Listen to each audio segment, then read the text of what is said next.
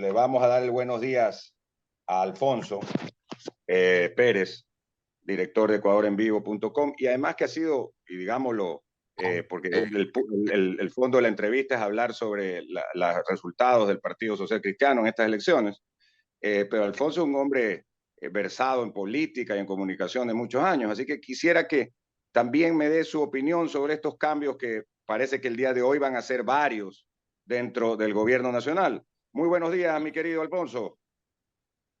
Andrés, buenos días. Muchas gracias. Un saludo a todos en la cabina y sobre todo a quienes escuchan y miran esta prestigiosa emisora, Andrés. Un gusto estar con ustedes. Igualmente, el gusto es nuestro, ya que algunas veces ha tenido la gentileza de entrevistarme y entrevistar a algunos de los periodistas de la radio, pues ahora también, como lo hemos hecho en otras ocasiones, te entrevistamos a ti.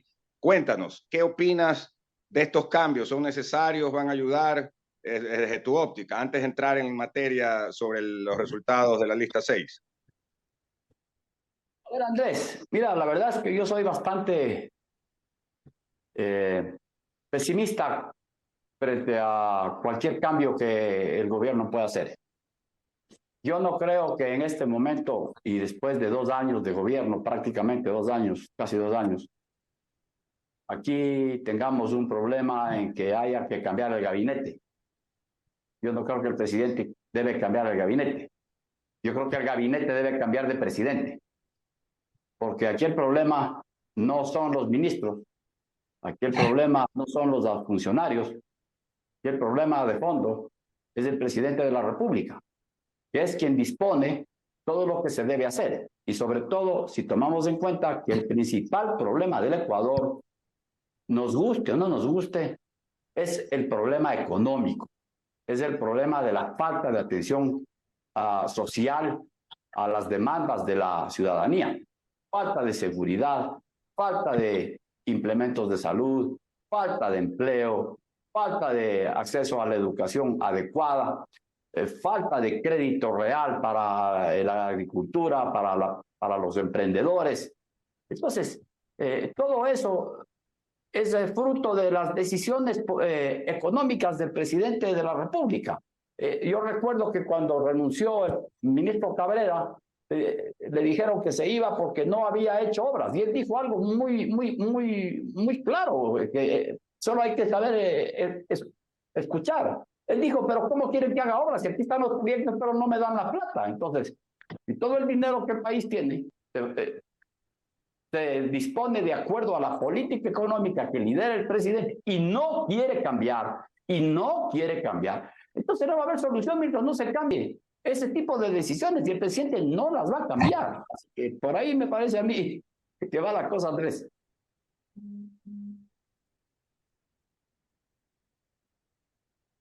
Sabes que incluso llama la atención que el ministro Cabrera, que era, decía uno, bueno, no es un buen ministro, pero ahora se lanza a prefecto a Azuay y gana, ¿no? O sea que no ha sido tan mal el asunto con Marcelo Cabrera. Capaz si era lo que tú dices. No gana, pero aclaremos que no gana pues por la lista del gobierno, porque el candidato del gobierno, que fue Paul Carrasco, pierde ampliamente. Claro, o sea, él gana por su movimiento, tío. Así es. Las 8 de la mañana con 50 minutos. Estamos con Alfonso Pérez, con declaraciones como es él, sin pelos en la lengua y más bien frontal. Y vamos con las preguntas del licenciado Alcina Montilla y luego del ingeniero doctor Juan Carlos Sánchez Arosemena. Sí, buenos días, don Alfonso. Dígame una cosa, don Alfonso. ¿Cómo deshacernos del presidente Lasso? ¿Cuál sería entonces la sucesión? ¿Por destitución? ¿Por renuncia? Porque yo le digo una cosa. Si se va el presidente Lasso, ¿quién queda? El señor Borrero. Lo mismo de lo mismo, no hemos solucionado el problema. No, a ver, yo considero que no existe forma alguna viable que no sea la vía constitucional. O sea, aquí olvidémonos de golpes de Estado, ni mucho menos. Aquí tiene que haber una sucesión presidencial. La vía, hay 3 vías. La primera, que sería catastrófica, la muerte causada. Y digo sería catastrófica porque en las actuales situaciones, en las actuales circunstancias, la por las que el país atraviesa, ir a una muerte cruzada implica que el gobierno puede gobernar 6 meses sin parlamento. Para comenzar, el hecho mismo de no tener parlamento, el hecho de que no haya asamblea, ya hace que toda responsabilidad de lo que pueda hacer o deje de hacer el gobierno, ya no le podrá echar la culpa a la asamblea, porque ahora es fácil, le echan la culpa de toda la asamblea. Entonces ya no tiene el pretexto de la asamblea, así que sin asamblea se supone que debe solucionar los problemas del país, pero no lo va a hacer, porque él no va a cambiar, está convencido que lo que está haciendo está bien. Entonces, ir a la muerte cruzada es entregarle en 6 meses el poder al correísmo. De manera que para mí esa es una opción, la peor de todas, porque eso es más fácil que en 6 meses le digan al señor, venga, aquí están las llaves del palacio, le ponen la alfombra roja y debe estar en el aeropuerto y todo. La otra opción, que es la sucesión presidencial, la sucesión del presidencial sin cambiar el gobierno, porque de lo que se trata es de que este periodo concluya, pero ya no con el presidente Lasso encabezando el gobierno, sino con el vicepresidente, que es el que está constitucionalmente llamado a suceder al presidente. Y hay 2 vías.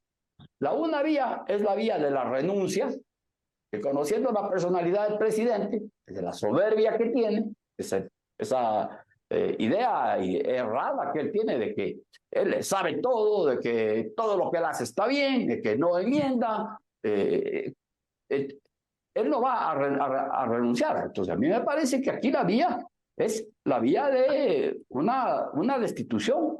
Hay que ver las causales que la Constitución establece, porque no veo otra forma de ir a una sucesión. Y no creo de ninguna manera que el presidente Borrero sea exactamente lo mismo que Guillermo Lasso. Para comenzar, tienen 2 personalidades totalmente diferentes. El señor Lasso cree que sabe todo, pero la verdad es que en cuanto al ejercicio del poder, se ve que no sabe nada, porque llegó con una altísima expectativa cuando tomó el poder, llegó a tener el 70 y pico % de aprobación. ¿Y qué hizo con eso? Desperdició ese capital político que además debió aprovecharlo para en ese momento sí ir a una reforma política por la vía de las urnas a través de una consulta popular. No hizo nada de eso. Incumplió absoluta y totalmente todas sus ofertas de campaña, porque es que no ha cumplido una. Y si usted me dice que la pandemia cumplió, bueno, digamos que no tenía otra alternativa, pues, pero ok, está bien, tiene ese mérito el presidente, pero la gente una vez curada necesita trabajar, necesita comer, necesita ir al hospital, necesita seguridad, y nada de eso ha sido capaz de proveerle a un gobierno que por otro lado nos ha reventado con impuestos a la gente y el dinero está acumulándose en la cuenta de la Reserva Monetaria Internacional, preparándole el paquete de dinero para que los correístas regresen y se vuelvan a robar todo. Mientras tanto, el pueblo se muere de hambre. Entonces, la sucesión es la única vía. Y yo creo que la personalidad del doctor Borrero es la personalidad de un hombre sensato. Él sabrá escuchar. Él no ha hecho desde que llegó al poder o a la vicepresidencia, él no ha estado buscando hacer enemigos de todo el mundo, ni haciendo denuncias, ya insultando, atacando a todo el mundo. Me parece que el doctor Borrero es una persona sensata, que sin ningún problema, él podría tener un diálogo con todos los sectores políticos y sociales. Don Alfonso, mire, lo que tiene que hacer. El doctor Borrero tiene que llegar al poder para ejecutar el plan de campaña, las propuestas de campaña de Guillermo Lasso, que no las ha cumplido. Y ahí está el meollo del asunto.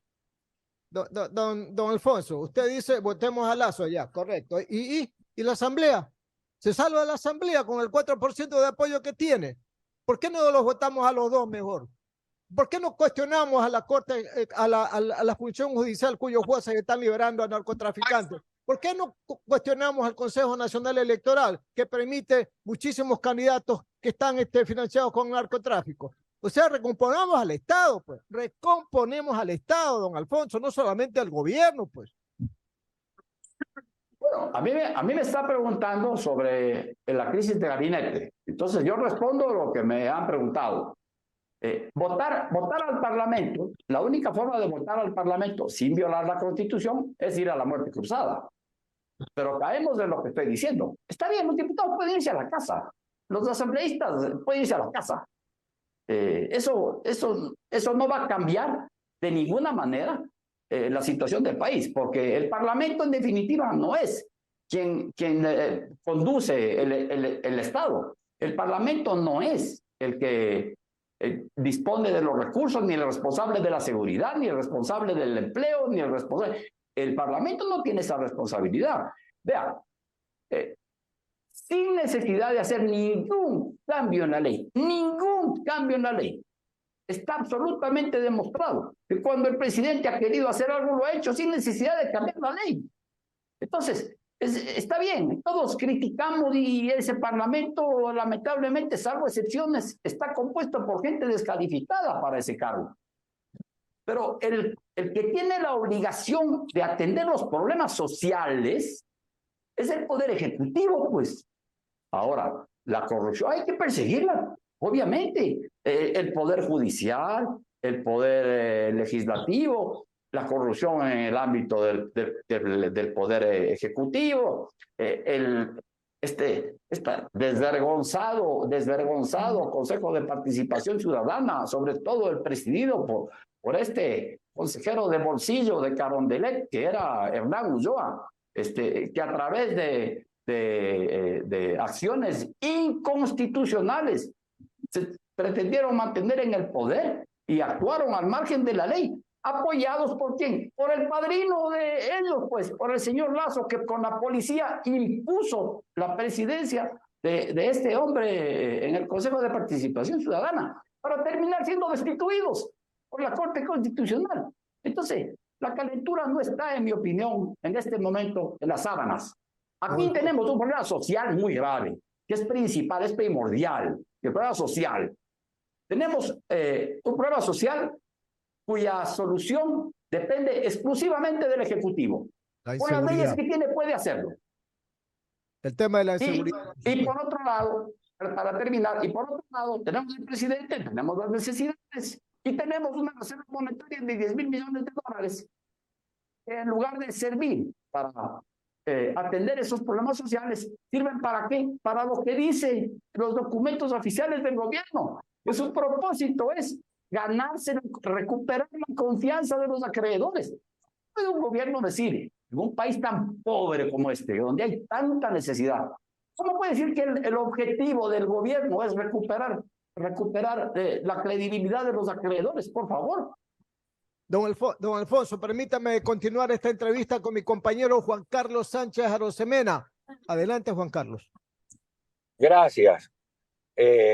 Señor Pérez, lo he escuchado con su reflexión, pero si bien usted acierta con algunas de los conceptos, pero yo no creo que la salida sea sacar al presidente. Mire, el presidente tiene 2 años, no ha hecho una buena gestión, ciertamente que no ha hecho una buena gestión. Pero entonces esto le da pie ya a futuros gobiernos para que entonces sencillamente cuando la oposición siente que el presidente pues no trabaja bien, entonces vamos a sacarlo. Y entonces vamos a estar en este entra y saca de presidentes y de gabinetes siempre. Recordemos cómo era el gobierno del expresidente Correa. Él era una persona que no escuchaba, así, perseguía a la prensa a través de las sabatinas, perseguía a ciudadanos comunes por años viejos. Es decir, él cooptó todos los poderes del Estado, todos. Entonces, ¿queremos que vuelva eso? Pregunto yo, porque ¿sabe qué? Yo sí creo que este casacudón para el presidente Lazo ha sido muy, muy fuerte. ¿Y sabe qué? Yo creo que quiero pensar, señor Pérez, que o escucha y cambia o sencillamente lo van a votar de Carondelet. ¿Ya? Entonces, yo prefiero darle la opción a que reflexione, a que cambie. Sí hay gente que tiene que cambiar, sí hay gente que tiene que cambiar en ese gabinete. Pero en todo caso, yo no creo que la solución es ir por el camino de, ok, entonces hay que destituir al presidente, hay que sacarlo. No, no creo que sea la solución, señor Pérez. Bueno, mire, yo respeto como el que más sus opiniones. Quiero Claro, decirle yo que también. yo fui uno de los perseguidos por el correísmo. Bueno, Yo okay, fui víctima entonces. de un atentado criminal a la salida del aeropuerto por un grupo de mastones que fueron por orden de la CNI. Tengo toda la documentación, tengo los videos que le entregaron a Correa con la evidencia de la paliza que me dieron. A mí me persiguió miserablemente. Hasta en su última sabatina fue dejándome algún regalito Correa, pero precisamente para que Correa no regrese, es que necesitamos que el país reciba de un gobierno no correísta como es este, reciba la atención que merece, porque aunque haya robado, aunque haya sido un autoritario, aunque se haya tomado todo Es el gobierno más corrupto del país hasta la hora. ¿Perdón? Es el gobierno más corrupto del país. Mire, yo no estoy discutiendo nada de eso. Ahí están las obras. Nadie que regrese. Aquí lo que pasa es que la forma de gobernar de Lazo está convirtiéndose en una especie de Kerensky, pues. Eso es una especie de Kerensky. La desatención a los problemas sociales. Hace un momento usted dijo que no tiene que comer. Añore el gobierno de Correa, porque aunque el gobierno de Correa tuvo todos los errores y todas las... Mire, el gobierno más corrupto que ha tenido este país, el gobierno más miserable que ha tenido este país. Pero no hay cómo desconocer que se preocupó de los problemas sociales, pues aunque sea robando, pero se preocupó de los problemas sociales. Y a una persona que no tiene que comer, a una persona que no tiene medicinas, a una persona que no puede mandar a la escuela a sus hijos, no le importa la libertad de expresión, ni le importa la institucionalidad, no, lo que le importa es que no tiene papa para llenar, para parar la olla. Entonces el problema es ese. El problema es que hay que atender a la ciudadanía, a los más pobres, que son la enorme mayoría en este país. Y cada vez eso estoy de acuerdo.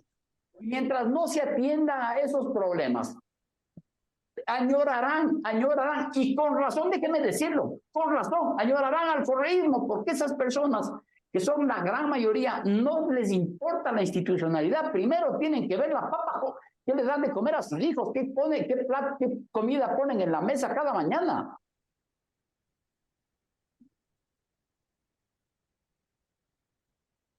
¿Está bien? Ese es su criterio. Mire, yo no veo con franqueza, yo no veo por qué ahora Lazo va a rectificar. Si después de todo lo que le ha pasado, porque le ha pasado de todo, estuvo 2 veces a punto de ser destituido, tuvo que afrontar el pueblo indígena, que ya mismo, porque sucede que lo convenido en las mesas de negociaciones no cumple. Un presidente que cada vez que abre la boca lo único que hace es mentir, porque se puede demostrar que cada vez que abre la boca miente. Entonces es fácil. Aquí no he encontrado hasta este momento una sola persona de ningún estrato, ni de ningún medio de comunicación que sea capaz de decirme que Lazo no miente. Lazo miente, cada vez que abre la boca le sale una mentira. Hace un momento al inicio del programa, al inicio del programa, antes de que usted se enganche, dijimos que las propuestas del señor Lazo, que las hizo en campaña, fue lo primero que incumplió. Esas propuestas que estaban en una notaría, notarizadas, el tema del impuesto a la salida de divisas, en fin, hay una cantidad de cosas, así que aquí lo hemos dicho, señor. Mire, yo no puedo decir que el presidente Lazo no sabe lo que hay que hacer, porque en campaña le escuchamos decir lo que iba a hacer y El país confió en que a través de esas acciones, de esas fórmulas, de esas promesas, porque él les llamó, no ofertas, él fue específico en decir que son sus compromisos de campaña.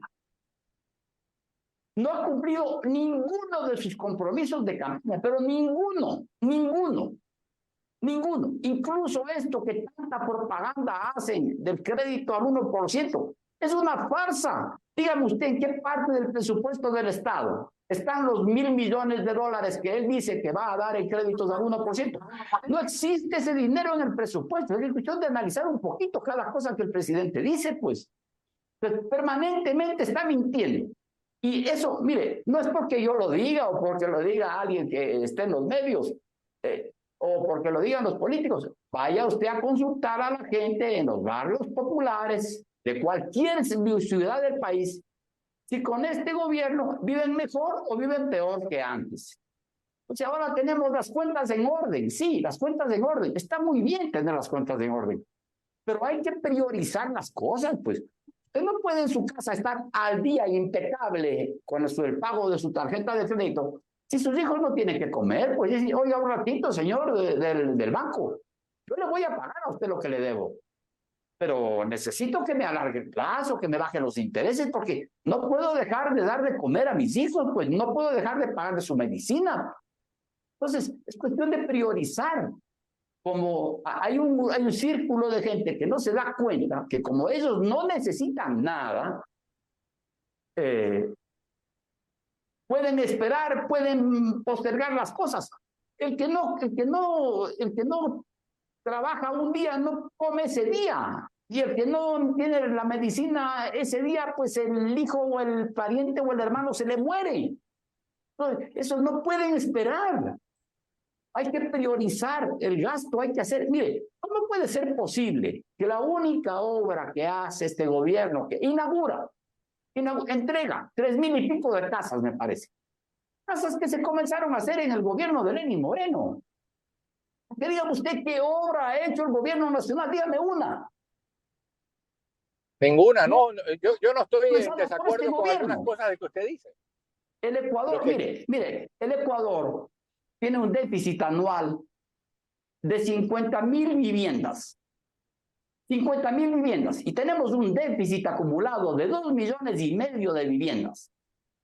¿Por qué el gobierno no hace, por ejemplo, solamente para poner un ejemplo, por qué no hace un plan de vivienda a nivel nacional para construir 30,000, 40,000 casas al año? Repartiendo 5,000 en Quito, 5,000 en Guayaquil, por todo el país.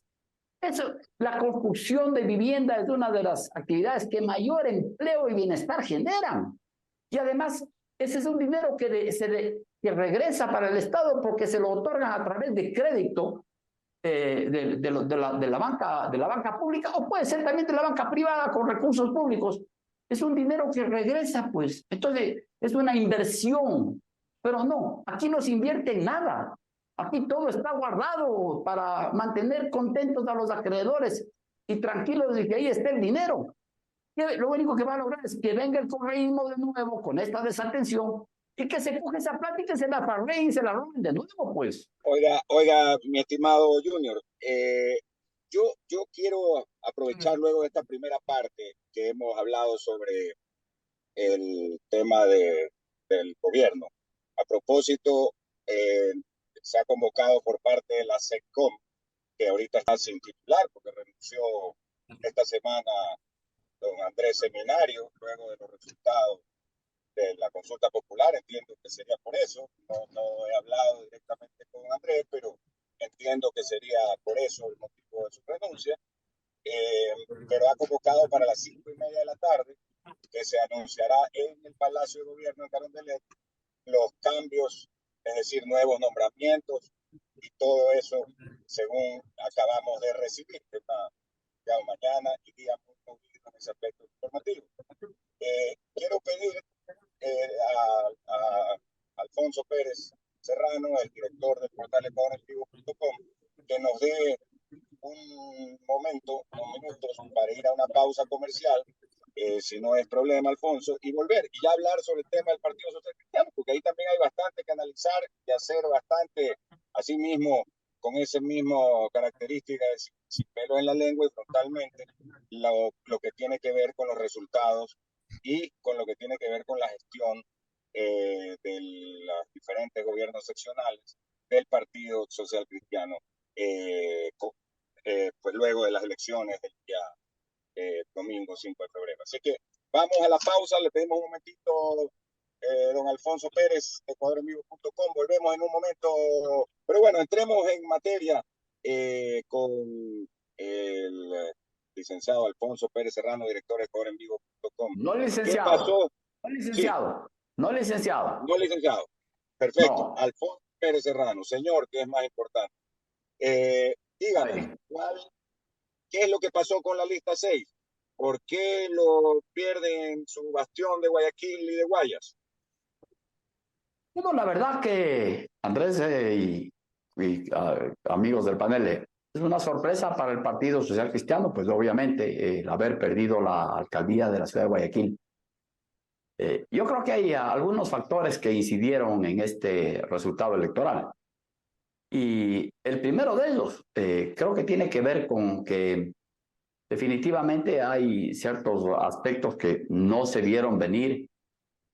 Parece que no hubo una adecuada difusión, no hubo un ejercicio de la gestión municipal tal como la ciudadanía habría esperado, tal como habría querido. Se cometieron, seguramente se analizará, pues, errores importantes en la administración, que por otro lado fue una administración, la de la alcaldesa Viteri, que atravesó por dificultades nunca antes vistas, ¿no?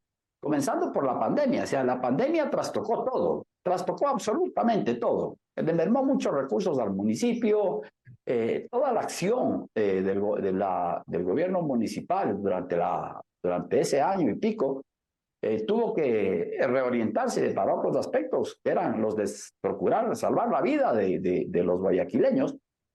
Entonces, creo que eso puede haber sido una de las causas. La otra causa que es importante destacar es que del propio sector social cristiano hubieron algunos aspirantes a la alcaldía de Guayaquil que salieron del mismo Partido Social Cristiano, o sea, como se dice vulgarmente aquí en la sierra, ¿no?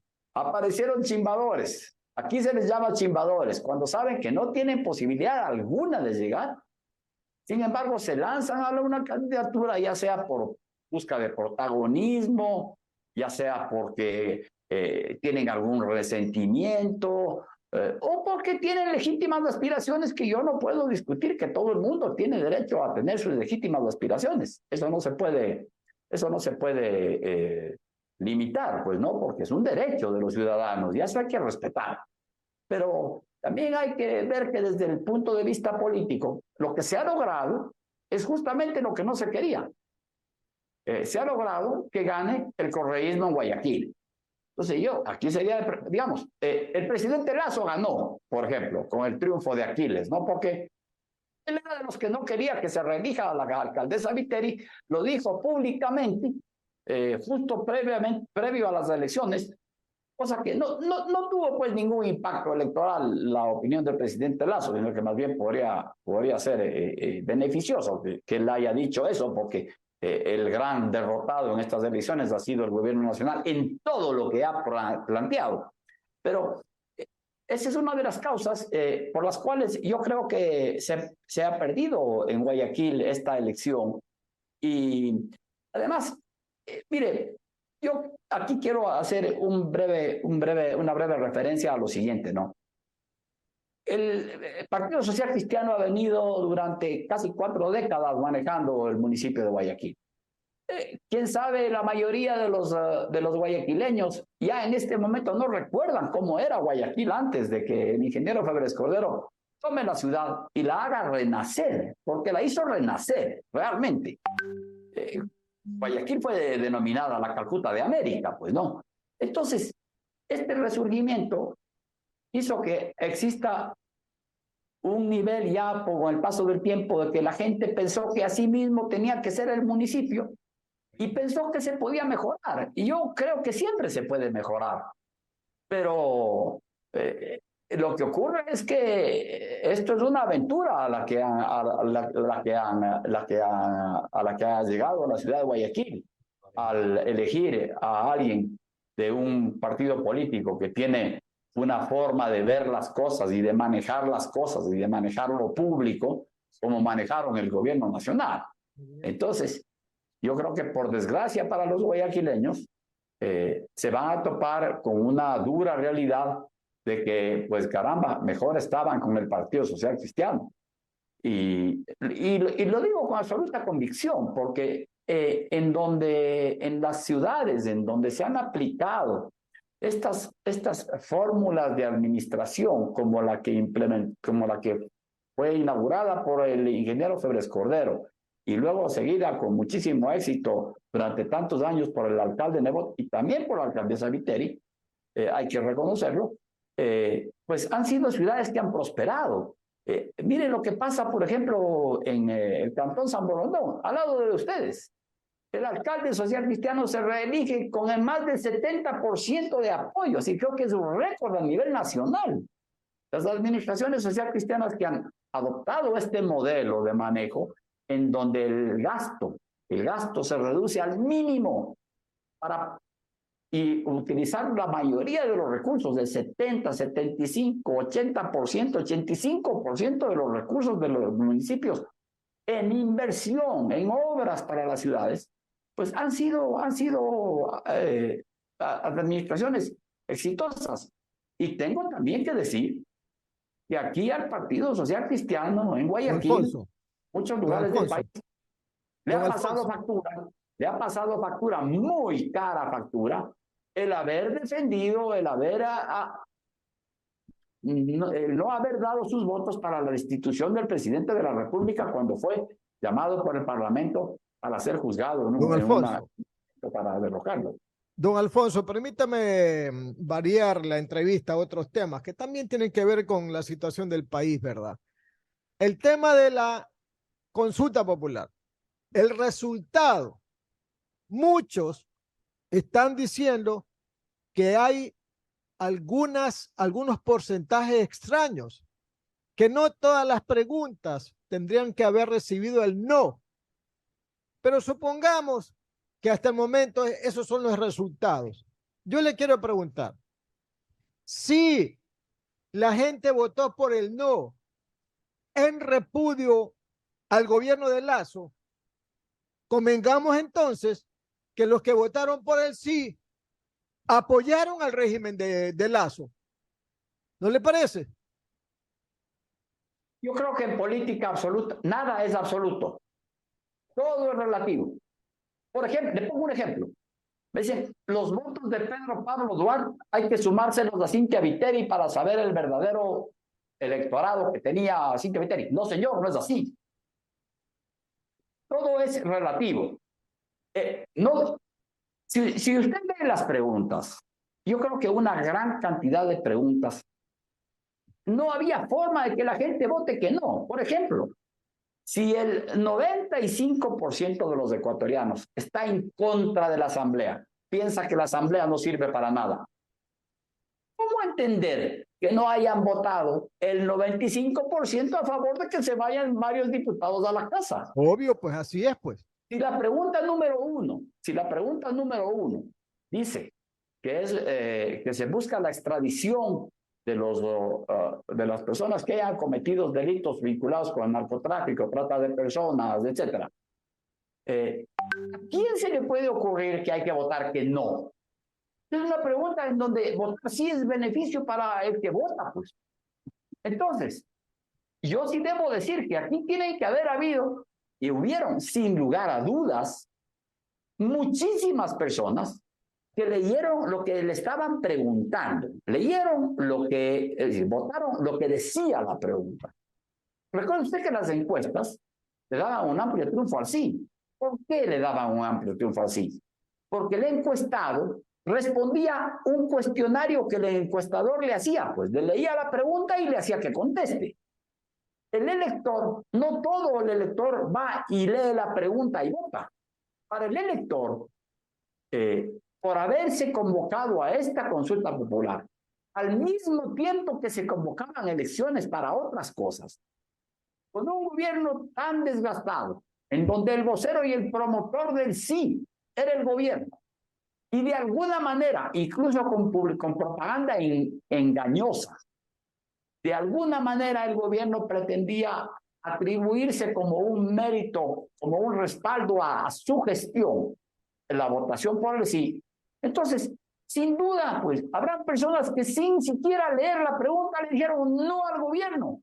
Y habrá muchas otras, que es lo que debimos hacer todos, que es lo que el Partido Social Cristiano propuso.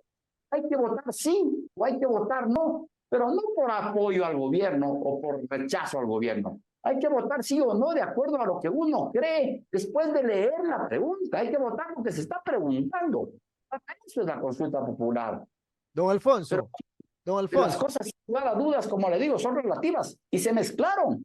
Y los que odian a Lazo a muerte y los que quieren acabar con Lazo o al gobierno, entonces dijeron, votan todos no. De manera irresponsable, porque habían preguntas que merecían ganar. Y el voto debió ser analizado y se debió fomentar el debate.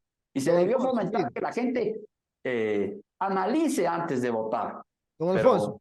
El recorrido al gobierno pudo más. Don Alfonso, mire, convengamos que hasta el momento los resultados de la consulta popular son los que se han divulgado en la prensa, ¿verdad? Ya.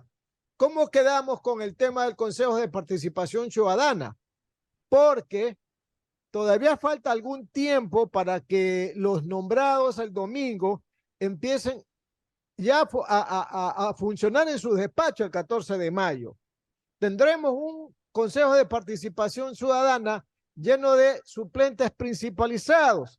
Está de por medio la elección del Contralor.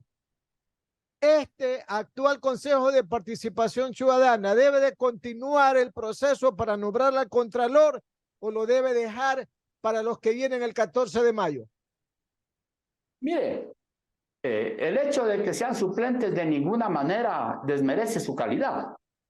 Ya vimos que el que ganó las elecciones del cura Tuárez y luego este karateca discapacitados resultaron ser prácticamente unos delincuentes, pues no. Entonces, el hecho de que hayan tenido más votación y hayan sido principales o hayan tenido menos votación y sean suplentes, no desmerece para nada su calidad. Desde el punto de vista institucional, pues la institución tiene que seguir funcionando, porque los periodos terminan con la posesión de los electos, pero hasta tanto los que están actuando como suplentes tienen que seguir actuando.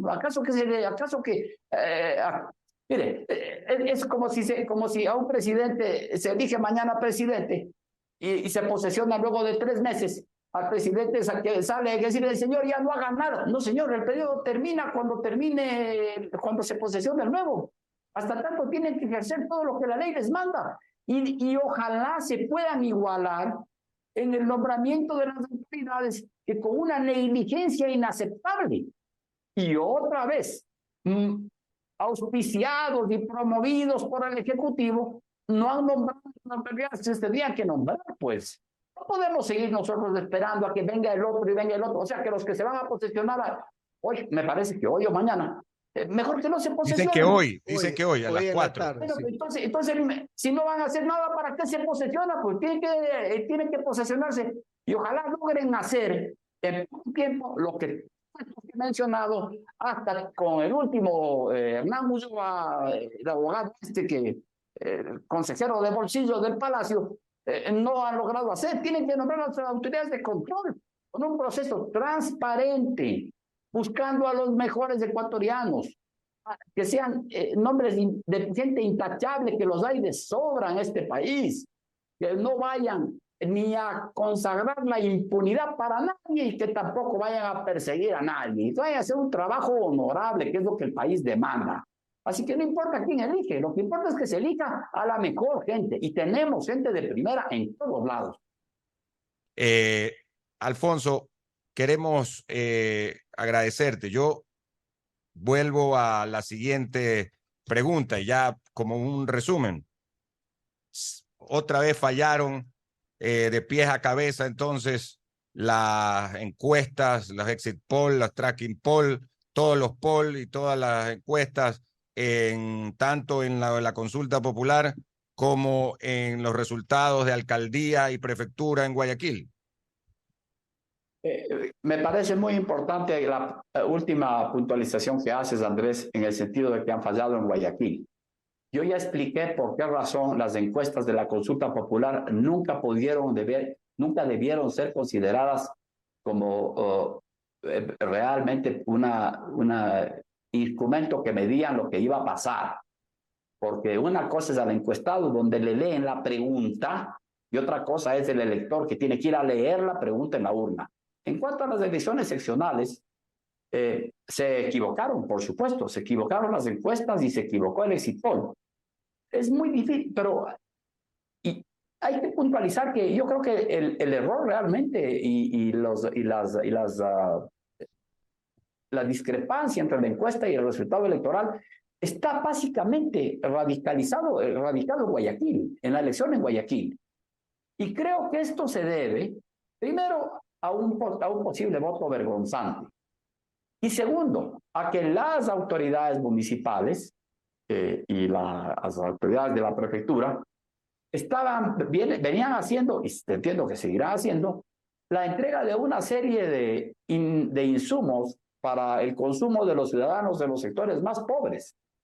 Entonces, es muy probable también que el miedo a perder ese tipo de apoyos, ese tipo de beneficios, haya llevado a la votación, al elector, perdón, a mentirle al encuestador, a no decirle que no va a votar por la 6, porque la 6 estaba entregando, pues como digo, insumos en los sectores populares y el temor de siempre. La gente que es encuestada no necesariamente sabe que eso es anónimo, sino que a lo mejor pueden pensar que no, que se va a conocer, que ellos no van a votar por la 6 y que entonces perderían esos beneficios.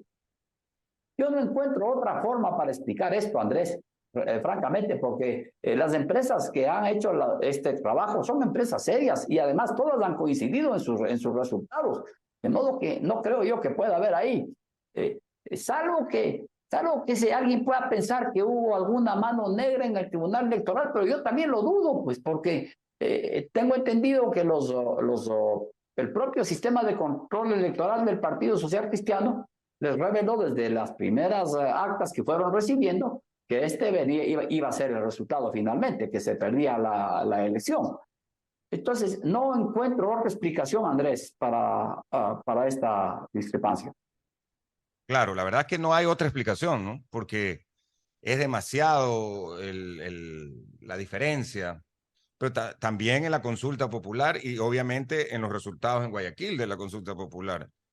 Ahora, Andrés, si es que me permites, antes de terminar, yo sí quiero decir algo que me parece importante, sí, ¿no?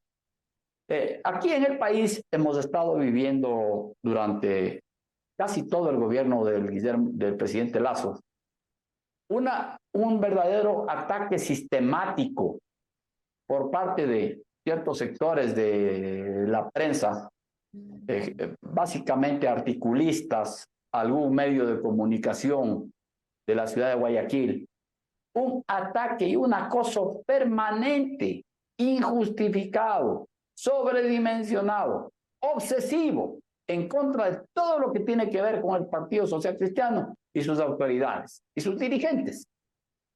Entonces, pues bueno, esas personas que al mismo tiempo son anticorreístas, creo que ahora pueden estar satisfechos de que han conseguido lo que querían. Han acabado con el Partido Social Cristiano, digamos, no han acabado con el partido, porque el partido se consolida como la segunda fuerza política en el país. Pero han dado por terminado, se ha terminado la administración social que está en la ciudad. Yo creo que hasta la próxima elección, porque se notará la diferencia de inmediato y regresarán los social cristianos, eso es lo que yo creo. Pero han conseguido lo que querían. Ahora, todos aquellos que están apenados o que están consternados por el triunfo del correísmo en Guayaquil, pueden ir a darle las gracias al señor Guillermo Lasso, a los que chimbaron, a los articulistas que se dedicaron a esta ingratísima, y que van a seguir, pues, ¿no? Porque hay un asunto visceral. A ese medio de comunicación que es la ventana para destilar odio y además con falsedad y con mentira sobre las gestiones de las administraciones de social cristianas y también sobre los dirigentes del Partido Social Cristiano. Entonces, quiero mandarles a ellos, pues, a estas personas, mis felicitaciones, han conseguido lo que querían, ahora háganse cargo de explicarle a la ciudad y a la provincia cuando la administración nueva, bueno, no quiero que a la administración le vaya mal, porque eso sería malo para los guayaquileños, pero me temo que les va a ir muy mal, porque ya sabemos cómo manejan las cosas, lo hemos visto durante 10 años, durante el gobierno del correísmo. Entonces, mi felicitación para esas personas, dentro de las cuales hay que incluir ciertamente a intelectuales como el doctor Hernán Pérez Luz y a mi buen amigo don Ricardo Novoa, que sé que pronto estará con ustedes. Así es, y que te manda saludos, me acaba de decir. Igualmente, un abrazo fuerte, siempre cordial para Ricardo.